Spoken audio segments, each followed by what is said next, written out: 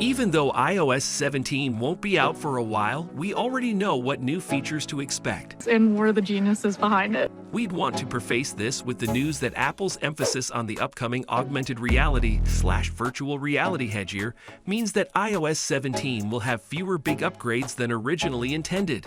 Yet Mail is undergoing improvements, and soon the iPhone will have a function that creates the impression like an Android device. So let us talk about the features to expect. This is actually going to be interesting. Call recording. The ability to record phone calls is a function that has been requested by several customers. Although there are third-party solutions, it would be ideal if the iPhone's native phone app included call recording. Yet we know call recording legislation varies across different countries, but if and when this occurs, we'll be happier for it. iMessage revamp. With iOS 17, Apple plans to update the iMessage app. The new update brings enhanced features to the iMessage interface, including a redesigned home screen, new chat rooms, and new stickers. It will also contain new augmented reality, AR chat capabilities, likely designed for Apple's forthcoming AR headset, about which we will talk in a bit. Majin Buu supported this feature when he tweeted, "According with my resource, Apple is working on a new version of iMessage completely renewed. New home, chat rooms, video clips, and new chat features in AR. It should be released next year along with the new headset." I can't wait. I can't wait. Shorter Siri phrase. Apple is working on a solution to make it so users can activate Siri by just saying Siri. So, Siri. The release of iOS 17 should herald the introduction of the update. The Hey Siri trigger phrase is being phased out as part of an effort by the firm, with the end goal being for the user to be able to just say Siri followed by a command.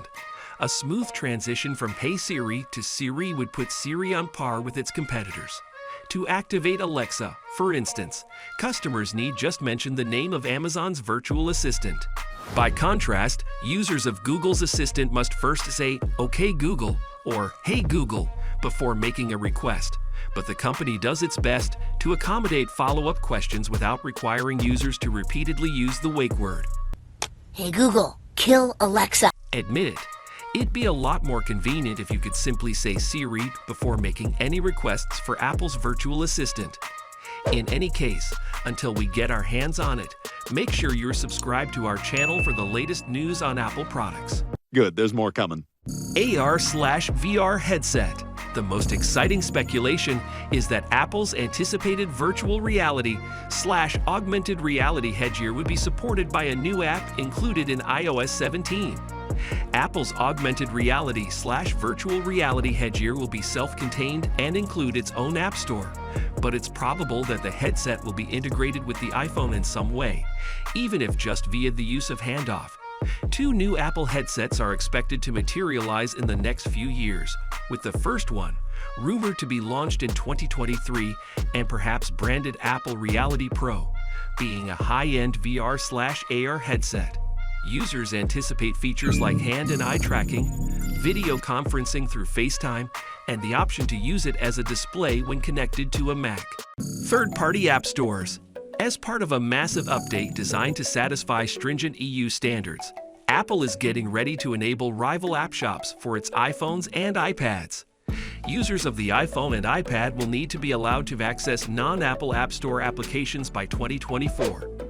In an interview, Bloomberg's Mark Gurman says, "You're going to see some side loading, which means installing apps from third-party app stores, from different websites, from other sources on the internet." The regulation mandates cross-platform messaging interoperability and exempts developers from Apple's 30% and 15% payment costs. There is no disputing that the iPhones that will get this functionality will seem to be an Android device. In a moment, we will tell you which devices are eligible for iOS 17. iOS 17 supported devices. Apple has yet to announce which iPhone models are compatible with iOS 17. However, it is likely that the newest iPhones from 2018 will work. It's safe to assume that all of the following devices will be compatible with iOS 17, since iOS 16 is already available for them. 1. iPhone XS and iPhone XS Max. 2. iPhone XR. 3. iPhone 11. 4. iPhone 11 Pro. 5. iPhone 11 Pro Max. 6. iPhone 12 Mini. 7. iPhone 12. 8. iPhone 12 Pro. 9. iPhone 12 Pro Max. 10. iPhone 13 Mini. 11. iPhone 13. 12. iPhone 13 Pro. 13. iPhone 13 Pro Max. 14. iPhone 14. 15. iPhone 14 Plus. 16. iPhone 14 Pro. 17. iPhone 14 Pro Max. Following previous year's patterns, Apple is likely to introduce iOS 17 at WWDC 2023. The date of the conference has not been set, although it normally occurs around the first week of June.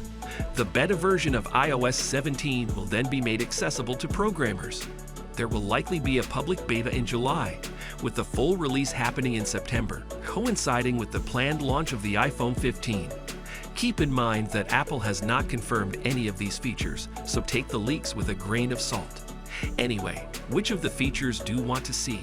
Share your wish list with us in the comments section below. Thanks for watching.